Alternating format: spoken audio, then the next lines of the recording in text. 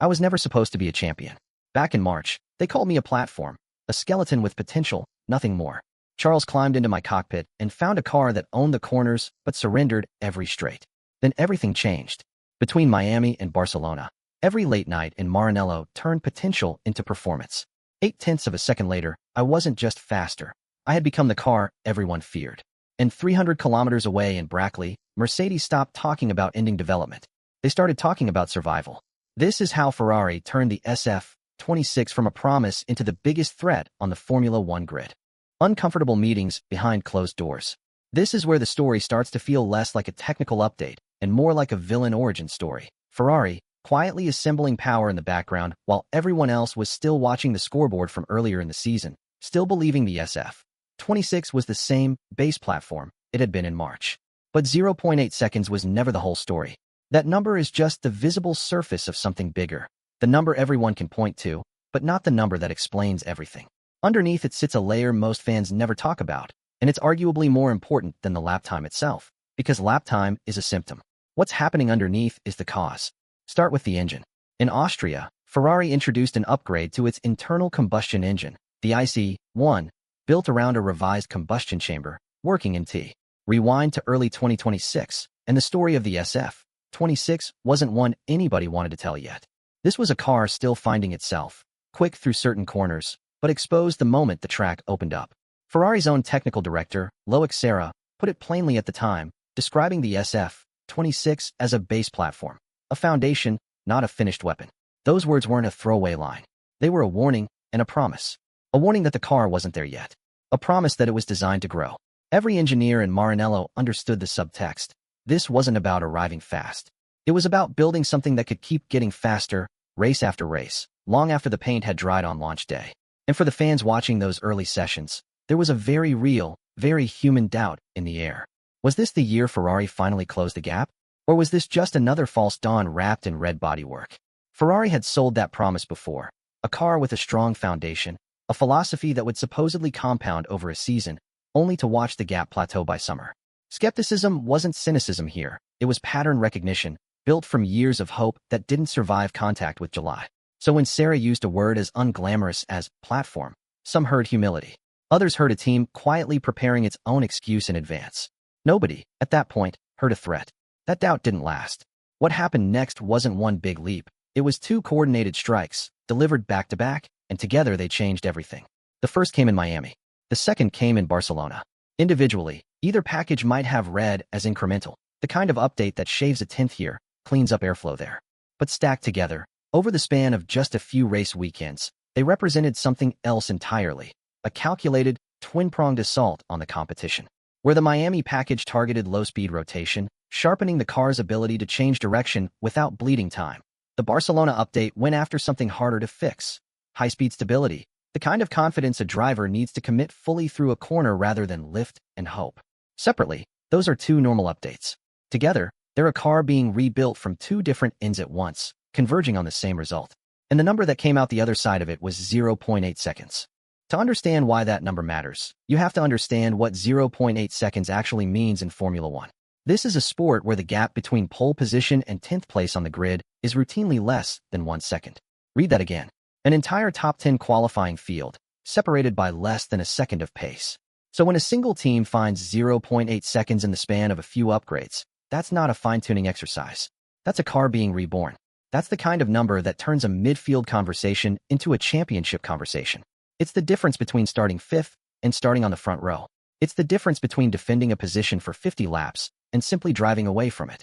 And it's exactly the kind of number that, when it lands on a rival's data sheet, forces very tandem with Shell's fuel formula. On paper, that upgrade was worth somewhere in the region of 9 horsepower. Not a headline number. Not the kind of figure that makes a highlight reel. It's the kind of gain that, on its own, wouldn't earn a single second of broadcast commentary. But here's the twist. It barely showed up in Austria at all. The altitude and temperature at that circuit masked the gains, burying them under conditions that simply didn't let the upgrade breathe. Thinner air, a different cooling demand on the power unit. The exact environment where a combustion refinement struggles to prove itself. It looked, for one weekend, like a quiet update that hadn't done much of anything. Rivals barely noticed. Some may not have logged it at all. Then came Silverstone. Different air, different temperature. and suddenly the numbers that had been hiding in Austria exploded onto the timing screens. The horsepower was always there. It just needed the right conditions to show itself, and Silverstone gave it exactly that. Sea-level air, a track that rewards a power unit willing to give everything on the long straights. But the engine wasn't operating in isolation. Tied to that same power unit update was a software unlock, new energy deployment modes that let the team manage how and when that extra power hit the track. It's one thing to have more horsepower sitting in reserve. It's another to have the software intelligence to deploy it at precisely the right corner exit, on precisely the right lap, without burning through your energy budget too early and leaving the car defenseless on the final stint. And then there's the piece of this story that doesn't show up in any spec sheet at all: Charles Leclerc himself. From that Silverstone Friday onward, Leclerc began refining his own energy management on track, squeezing efficiency out of the car through sheer driving craft, not just engineering. That's a skill that doesn't get a component number, doesn't get weighed on a scale in the factory, and doesn't show up in a press release about new parts. It's judgment, built lap by lap, session by session, the kind of thing only a driver who has spent years inside a single car's limitations can develop. And crucially, that refinement didn't stay a one-race trick.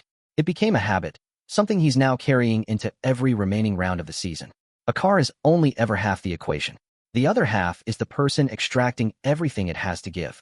And Leclerc quietly became a performance upgrade in his own right, one that doesn't require a single new carbon fiber part. Stack all of that up: the aero from Miami and Barcelona, the disguised engine gain from Austria, the software unlock that came with it, and Leclerc's own refinement behind the wheel, and the picture that emerges is bigger than 0.8 seconds. That number was just what showed up on a stopwatch on one particular weekend. The real gap Ferrari built is layered, compounding, and this is the part that should worry every rival on the grid, still growing. Which brings us to Brackley, and the reckoning. Nobody there wanted to have this early. The plan, reportedly, had been simple: shut down active development on the W17 shortly after the summer break, redirect every resource toward 2027, and let this season play out on cruise control while the next car took shape behind closed doors. It's a strategy plenty of teams have used before. Cut your losses on a car that's plateaued and pour everything into the next regulation cycle, betting that a fresh set of rules is a better use of a finite budget cap than squeezing another tenth out of an aging platform. For Mercedes, heading into the summer, that looked like the sensible move. Rational, disciplined, exactly the kind of decision a well-run operation makes when it trusts its own long-term process more than a short-term scoreboard. Except that plan is reportedly gone now. In its place, a second major upgrade package, rushed forward instead of shelved. That's not the move of a team playing out the string. That's the move of a team that looked at Ferrari's numbers, ran the projection forward to the final races of the season, and decided it couldn't afford to stand still. Reallocating resources this late in a season isn't free. It means pulling engineers off next year's car. It means wind tunnel time that was earmarked for 2027 getting redirected back to a chassis that was supposed to already be finished evolving. That's not a minor adjustment. That's a team quietly admitting its own timeline was wrong. And suddenly, Toto Wolff's public comments about Ferrari's pace read differently. What might have sounded, on the surface, like simple respect for a rival, a team principal tipping his cap to good engineering, the kind of generous quote teams give each other in press conferences without meaning much by it, starts to look like something else entirely: a tell. A small crack in the composure of a team that has spent years being the one everyone else has to catch, the one setting the pace rather than chasing it. Because that's the real story buried underneath all the technical detail here. This isn't just about aero packages or horsepower figures anymore. It's about the moment the hunter realizes, maybe for the first time all season, that it's the one being hunted, and about whether a plan built for 2027 can survive an opponent that refuses to wait that long.